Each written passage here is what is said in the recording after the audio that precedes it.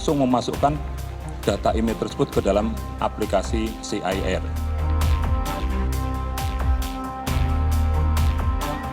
Banyak juga ponsel yang masuk, dia itu belum terdaftar gitu ya, tapi udah dijual gitu katakanlah gitu ya.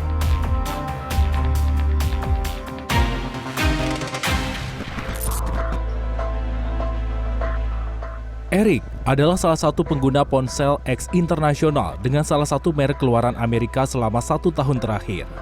Ponsel X Inter adalah istilah umum yang menunjukkan kondisi ponsel bekas pakai yang berasal atau didapatkan dari luar negeri. Eric mengaku tertarik membeli ponsel jenis ini. Selain untuk gaya hidup, di sisi lain ia melihat kondisi fisiknya yang terlihat seperti baru dengan harga yang lebih murah jika dibandingkan harga ponsel di counter resmi.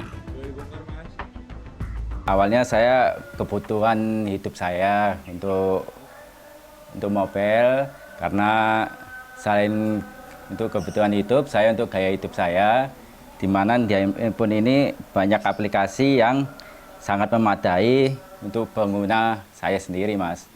Terus saya awalnya juga nggak tahu nih HP X Inter.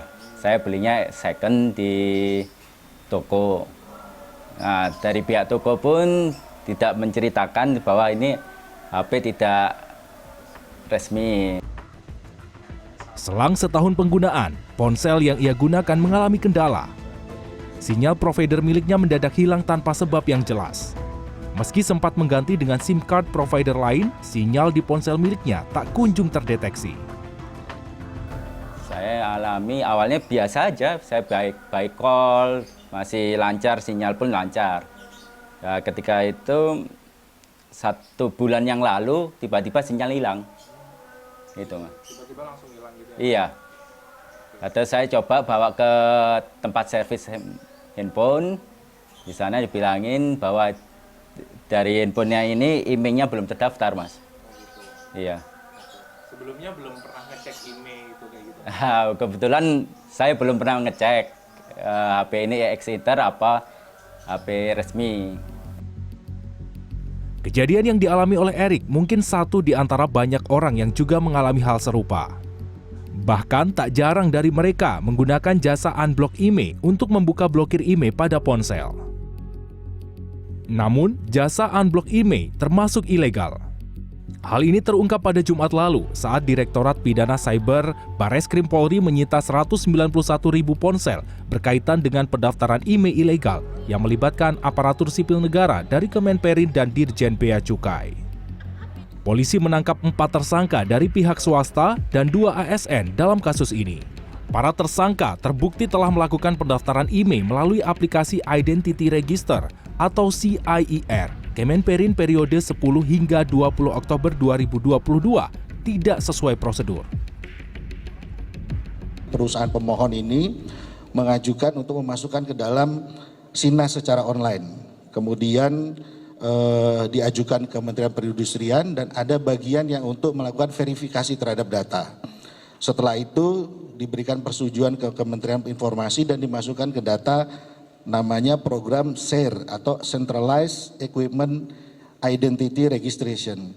Nah, tahapan di Kementerian Perindustrian inilah yang tidak dilakukan oleh salah satu tersangka dengan inisialnya F. Yang seharusnya di situ ada pembayaran apa segala macam tidak dilakukan.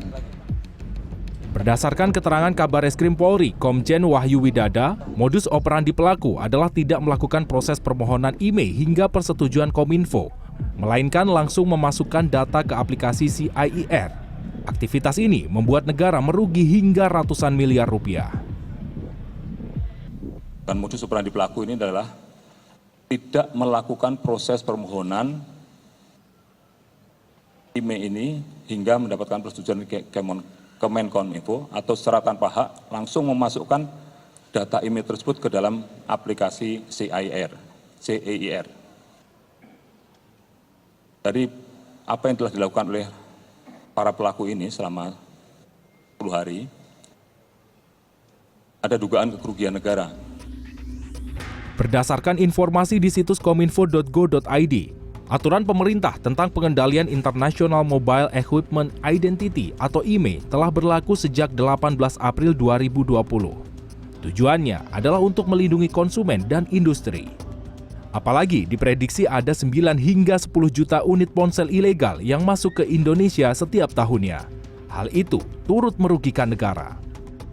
Jika dihitung dengan pembebanan PPh 11,5%, maka kerugian negara bisa mencapai 2,8 triliun rupiah per tahun dengan estimasi harga per unit ponsel ilegal rata-rata 2,5 juta rupiah. Kerugian tidak hanya dialami oleh negara, namun juga pengguna ponsel eks-internasional. Selain mengalami kendala sinyal, tentunya proses pendaftaran IMEI secara resmi akan jauh lebih rumit dan mengeluarkan biaya lebih besar. Kadang banyak juga ponsel yang masuk, dia itu belum terdaftar gitu ya, tapi udah dijual gitu katakanlah gitu ya. Karena ada masa tenggang di mana ponsel tersebut tetap dapat aktif gitu ya. Sehingga pada masanya kemudian dia terblokir. Nah ini yang memang juga biasanya harus dilakukan pembayaran ya. Biasanya pembayarannya akan lebih mahal sih kalau kita lihat dibanding pembayaran di bandara. Tapi tetap dapat dibayarkan untuk didaftarkan atau diregistrasi IMEI-nya.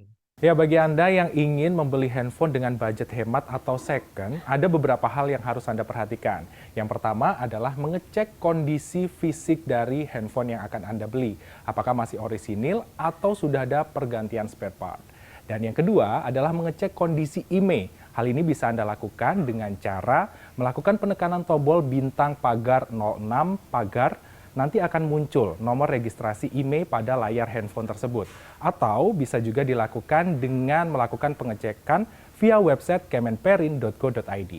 Yang ketiga, usahakan membeli handphone di counter-counter resmi agar Anda mendapatkan jaminan garansi apabila handphone ini bermasalah di kemudian hari.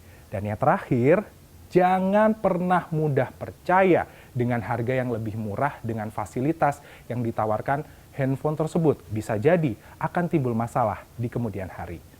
Jadi pilihannya kembali lagi ke Anda, mau beli handphone yang mana? Tim Liputan CNN Indonesia.